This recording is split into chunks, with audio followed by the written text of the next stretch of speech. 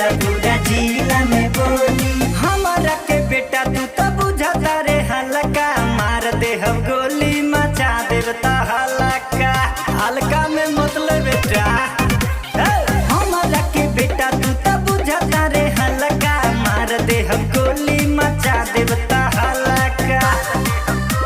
कि बेटा टांगारी पे टांगारी रख के फाड़ दे हम रे, कि जहिया आईबे सामने गोली मार दे हम रे, कि जहिया आईबे सामने गोली मार दे हम रे।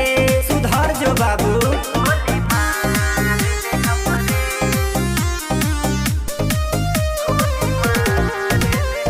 ऐसे चबाई बजाई से किचाना, मार दे हम गोली कुछ करी नहीं खाना।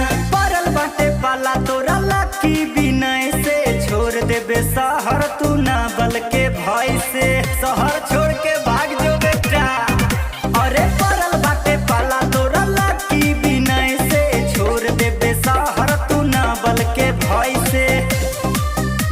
कि तोहर चार हलवा गरमी हम झार दे हम रे, कि जहिया आईबे सामने गोली मार दे हम रे, कि जहिया आईबे